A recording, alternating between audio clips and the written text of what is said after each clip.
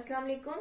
आज का हमारा टॉपिक है कॉम्पटन इफेक्ट। लेक्चर को स्टार्ट करने से पहले मैं काइंडली आपको बताते चलूं कि आप मेरे चैनल को लाइक करें, शेयर करें और सब्सक्राइब करें और बेल आइकन पे क्लिक करें ताकि आपको नई आने वाली वीडियोस की नोटिफिकेशन मिलती रहे। तो आते हैं अपने टॉपिक की तरफ। कॉम्पटन इफेक्ट का आज हमारा जो है वो टॉपिक है कॉम्पटन इफेक्ट। नाम से पता लग रहा है कि कॉम्पटन जो है एक एक्सपेरिमेंट करने वाला जो है ऑब्जर्वर है जिसने ये इफेक्ट जो है ऑब्जर्व किया था। अब इसमें ऐसा क्या जो है वो हमारे पास जो है वो इफेक्ट है जो उसने काफी सालों पहले 1923 में वॉशिंगटन यूनिवर्सिटी में जो है ये चीज को जो है वो देखा था, इस इफेक्ट को देखा था। तो हिस्ट्री की तरफ थोड़ा सा हम चलते हैं। इसका पूरा नाम जो है वो ऑर्थर हॉली कॉम्पटन था।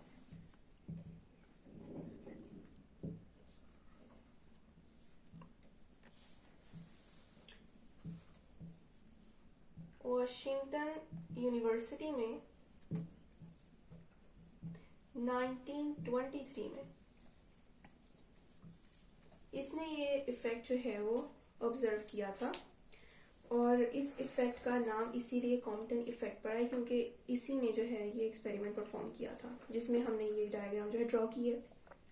इसमें उसने स्टडी की थी एक्सरे की स्कैटरिंग। यहाँ पर हम लिख लेते हैं कि मेन इसका पर्पस क्या था। स्टडी किया था इसने स्कैटरिंग ऑफ एक्सरेज।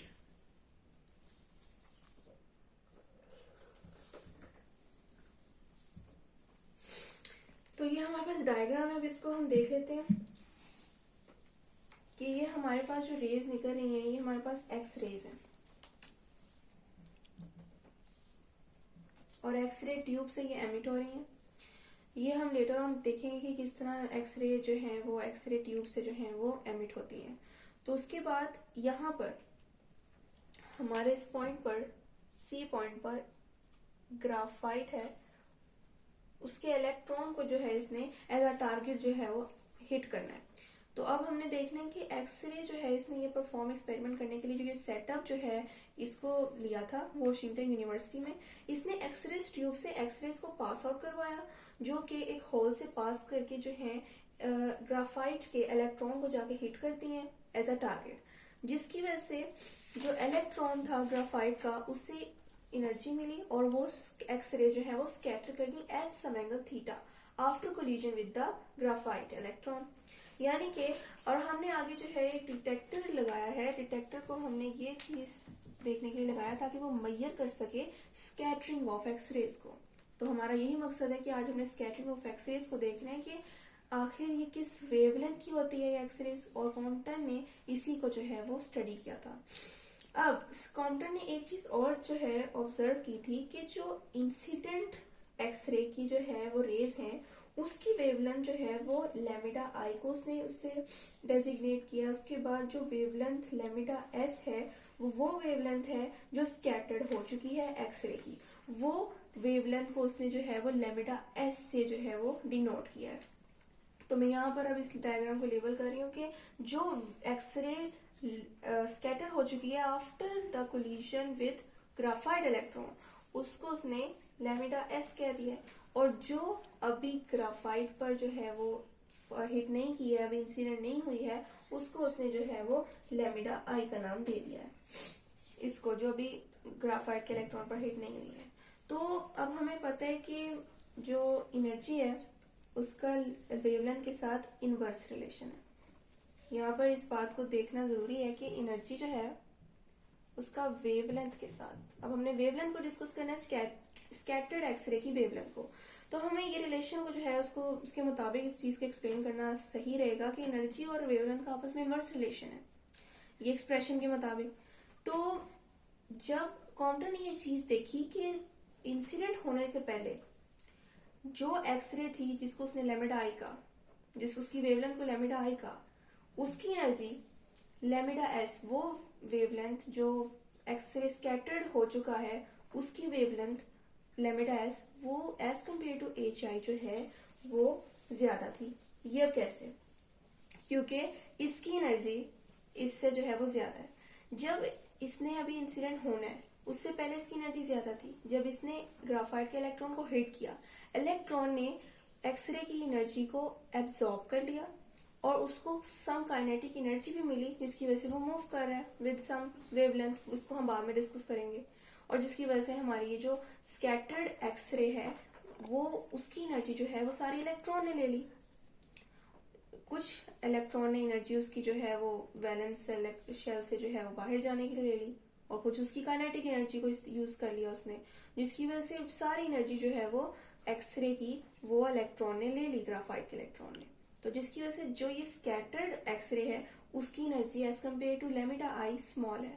और अब एनर्जी स्मॉल है तो वेवलेंथ ज्यादा है, वेवलेंथ ज्यादा है तो एनर्जी स्मॉल है, यानी इसकी एनर्जी ज्यादा है तो वेवलेंथ कम है और इसकी एनर्जी कम है यानी वेवलेंथ ज्यादा है। इसीलिए हमारे सिलेबस में ये इक्वेशन दी हुई है कि lambda S on the basis of wavelength lambda I से जो है वो ग्रेटर है। क्यों? क्योंकि एनर्जी जो है वो लेमिडा एस की कम है और वो इस रिलेशन के थ्रू जो है ये हमारे पास एक्सप्रेशन ड्राइव होती है। तो ये चीज एक्सप्लेन हो गई। फिर उसने जो है देखा कि अब एनर्जी जो है यहाँ पर एक और लॉ जो है law of conservation of momentum और law of conservation of energy, ये दोनों भी यहाँ पर एक्सप्लेन हो रहे हैं। कैसे? कि हमें पता है कि energy can neither be destroyed nor created, ना तो एनर्जी बन सकती है ना ही डिस्ट्रॉय हो सकती है, वो या तो ट्रांसफॉर्म होगी from one place to another. ये हमारा एक यूनिवर्सल लॉ है। तो यहाँ पर भी यही हुआ है कि यहाँ पर इंसिडेंट जो एक्सरे थी उसकी एनर्जी डिस्ट्रॉय भी नहीं हुई ना क्रिएट हुई, बल्कि ट्रांसफर हुई है ग्राफाइट इलेक्ट्रॉन की तरफ और उसने वो यूज की है, जिसकी वजह से यहाँ पर कॉम्पटन इफेक्ट जो है इसको एक्सप्लेन करने में ये चीज लॉ जो है ये दोनों universal law of conservation of momentum and law of conservation of energy apply करते हैं कॉम्पटन, और जिसकी वजह से वो एक एक्सप्रेशन ड्राइव करते हैं जिसको कॉम्पटन शिफ्ट कहा गया है, यानी वेवलेंथ का डिफरेंस। ये भी हम एक्सप्लेन आगे करेंगे। पहले जो मैंने आपको बातें की उनको हम डिस्कस दोबारा कर लेते हैं।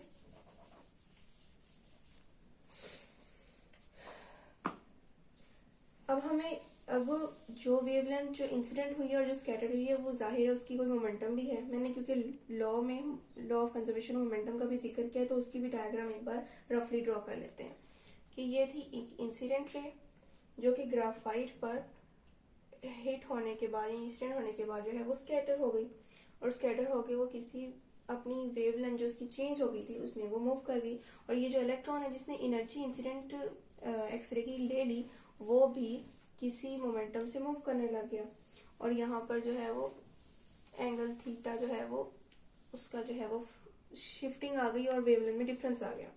तो जो हमारे पास मोमेंटम इंसिडेंट का है, इंसिडेंट एक्सरे का, वो हमारे पास ये दिया हुआ है हमारे सिलेबस में। हमें डायरेक्ट इक्वेशंस दी हुई है, इसकी कोई डेरिवेशंस नहीं दी हुई। और हमारे पास जो स्कैटर्ड है उसका हमारे पास ये इक्वेशन आ रही है मोमेंटम की एच और लेमिडा एस। और हमारे पास जो इलेक्ट्रॉन है जिसको काइनेटिक एनर्जी मिली है इंसिडेंट रे से और वो मूव करने लग गया है उसकी मोमेंटम जो है वो ये है। तो यहाँ पर मोमेंटम के लिहाज से भी बात कर ली और मोमेंटम भी जो है वो वेवलेंथ से इनवर्सली प्रोपोर्शनल है, यानी मोमेंटम इंक्रीज होगी तो वेवलेंथ डिक्रीज होगी, तो उसी के मुताबिक एनर्जी भी जो है वो इंक्रीज करती है तो वेवलेंथ डिक्रीज करती है।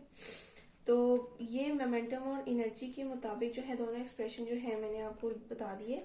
एनर्जी का भी मैंने लिखा था कि ये दोनों इनसे इनवर्सली जो है वो प्रोपोर्शनल है, जिसकी वजह से हमारी वेवलेंथ में चेंज आ रहा है, मतलब कि वेव में शिफ्टिंग आ रही है।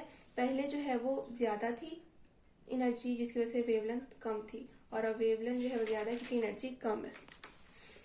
तो मोमेंटम और एनर्जी को भी हमने डिस्कस कर लिया कि ये लॉ यहाँ पर अप्लाई क्यों हो रहे हैं। फिर कॉम्पटन ने ये दोनों लॉज जो हैं यूनिवर्सल लॉ अप्लाई किए और हम इस प्रोसेस में स्कैटरिंग प्रोसेस इसको कहा जाता है, तो इसमें अप्लाई किए और कॉम्पटन शिफ्ट की जो है वो एक्सप्रेशन को ड्रॉ किया। अब वो किस तरह किया कि हमारे पास मोमेंटम और एनर्जी जो है ऑफ एक्स रे की फोटोन की जब हमने ग्राफाइट पर जो है वो ट्रांसफर हुई तो इस फिनोमिना को उसने जो है अप्लाई किया और इन दोनों में जो है वो डिफरेंस निकाल लिया, यानी लेमिडा एस और लेमिडा आई में जो है फाइनल माइनस इनिशियल यानी डिफरेंस हमने जिस तरह निकालते होते हैं वो निकाला। इसकी भी हमारे पास एग्जैक्ट इक्वेशन है, वो पूरी डेरिवेशन हमारे पास मौजूद नहीं है।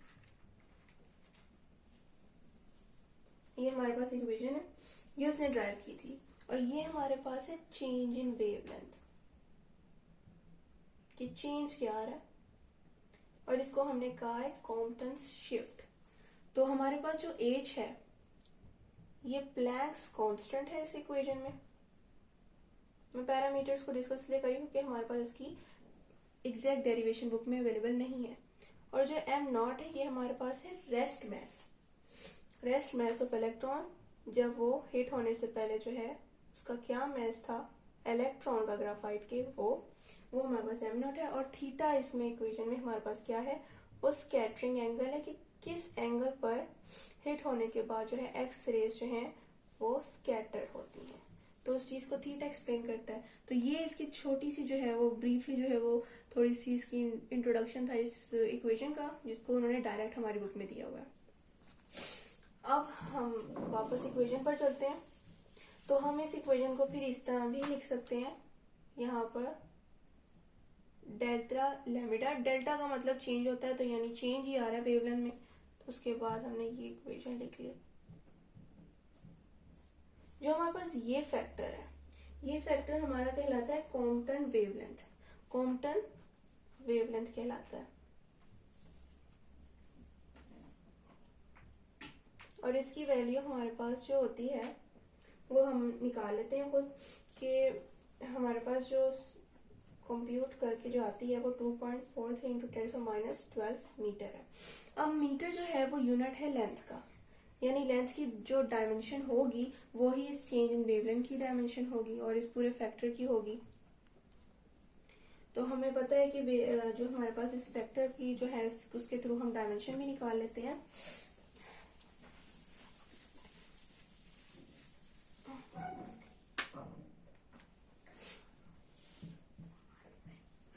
एज हमारे पास जो है जीएस के इक्वल है, ये मैंने डायरेक्ट लिखा। रफली लिखा कि जीएस हमारे पास न्यूटन मीटर के इक्वल है और न्यूटन हमारे पास kg/-2 के इक्वल होता है डॉट एम। तो हमारे पास यहाँ पर आ गया ये एक्सप्रेशन। नीचे हमने एम की जगह किलोग्राम लिख लिया और सी की जगह हमने ms-1 लिख दिया। kg से कैंसर, एम स्क्वायर से कैंसर, हमारे पास m आया। और उसके बाद यहाँ पर हमारे पास जो है s-2 बचा ऊपर, और साथ यहाँ पर s भी आएगा, ये वाला हमने नीचे उतार लिया। उसके बाद ये दोनों भी एक दूसरे से कैंसिल, तो हमारे पास मीटर आ गया। यानी कि हमारे पास जो है वो लेंथ का वो किस तरह हमारे पास यूनिट होता है मीटर, तो वो ही इस फैक्टर का निकल रहा है जिसको हमने कॉम्पटन वेवलेंथ कहा गया। तो अब हम देखते हैं कि ये जो हमारी इक्वेशन थी जिसको मैंने अभी लिखा था उसमें थीटा का क्या रोल है और वो किस तरह डिस्क्राइब करता है, हमारे स्कैटरिंग एंगल को मेजर करता है, क्योंकि हमारा मेन पर्पस है स्कैटरिंग एंगल को मेजर करना ऑफ एक्स रे। तो मैं इस इक्वेशन को दोबारा लिख देती हूँ।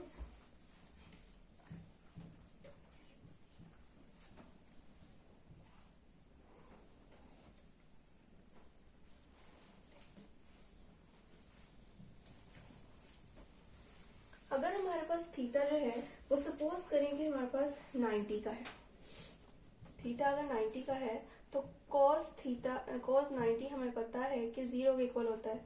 तो अगर हम उसको पुट करेंगे तो हमारे पास cos 90 जो है वो 0 के इक्वल हो जाएगा, और हमारे पास जो ये फैक्टर है ये 1 हो जाएगा, जिसकी वजह से चेंज इन वेवलेंथ जो है वो कॉम्पटन वेवलेंथ के इक्वल आ जाएगी। यानी कि अगर हमारा जो है स्कैटर्ड एक्सरे की जो हमारे पास जो एंगल आता है वो 90 का आता है, तो हमारे पास चेंज इन वेवलेंथ जो है वो कॉम्पटन वेवलेंथ के इक्वल हो जाएगी। हमें पता है कि ये फैक्टर जो है हमारे पास कॉम्पटन वेवलेंथ का है। इन केस अगर हमारे पास कोई भी चेंज ना आए, ये इसके साथ हिट ही ना करे, यानी कि कॉज हमारे पास 0 हो, ये किसी भी एंगल पर जो है डिटेक्टर जो है इसको डिटेक्ट ना करे कि इसने स्कैटर किया है, तो हमारे पास कॉज 0 होगा, क्योंकि हमारे पास एंगल जो है वो 0 आ जाएगा, क्योंकि वो स्कैटर की ही नहीं। अगर इन केस अगर स्कैटर नहीं की तो हम रिजल्ट पे देखते हैं क्या इफेक्ट पड़ता है। तो अगर थीटा 0 हो गई यानी कि स्ट्रेट अवे पास कर गई बगैर स्कैटर हुए, तो cos 0 हमारे पास 1, तो cos 0 1 माइनस 1, तो ये तो पूरा 0 हो जाएगा। वेवलेंथ में कोई चेंज ही नहीं आएगा, मीन्स कि वो स्ट्रेट अवे पास कर जाएगी, कोई चेंज नहीं आएगा, और हमारे पास कॉम्पटन इफेक्ट जो है यहाँ से एक्सप्लेन हो गया। तो यहाँ पर कॉम्पटन इफेक्ट ने बहुत जो है वो अच्छा काम किया था फिजिक्स की जो है वो उसमें कि स्कैटरिंग ऑफ एक्सरे को उसने स्टडी किया और उसकी वेवलेंथ को जो है वो मेजर किया डिटेक्टर के थ्रू, और उसको बहुत अच्छे से एक्सप्लेन किया, जिसकी वजह से कॉम्पटन को जो है ऑर्थर हॉली कॉम्पटन को नोबेल प्राइज भी मिला था 1927 में इस एक्सपेरिमेंट के तौर पर। तो ये था आज का हमारा टॉपिक, जिसमें हमने कॉम्पटन इफेक्ट को डिस्कस किया, उसकी डायग्राम के मुताबिक उसके लॉज को भी डिस्कस किया, एक्सप्रेशंस को भी देखा कि क्यों वो लॉज हमने यहाँ पर डिस्कस किए हैं और उनका जिक्र यहाँ पर क्यों आया, और फिर हमने इसकी एक्सप्रेशन जो है उसको देखा, और किस तरह स्कैटरिंग एंगल के थ्रू हमारे पास कॉम्पटन इफेक्ट यानी चेंज इन कॉम्पटन इफेक्ट में जो फर्क आ रहा है उसको देखा। और कॉम्पटन इफेक्ट हमारे पास है ही ये, हम डिफाइन इसको ऐसे कर सकते हैं कि जो चेंज इन हमारे पास वेवलेंथ आ रही है जो यहाँ और इसी को यहाँ पर हमने रिजल्ट में शो किया है। तो ये था आज का मेरा टॉपिक, मुझे उम्मीद है कि आपको इस समझ आई होगी, ये एक इजी टॉपिक था। फिर भी कोई क्वेश्चन हो तो आप कमेंट में पूछ सकते हैं। मुझे दीजिए इजाज़त, फिर आपको बताती चलूँ कि आप मेरे चैनल को लाइक करें, शेयर करें और सब्सक्राइब करें। शुक्रिया, अल्लाह हाफिज़।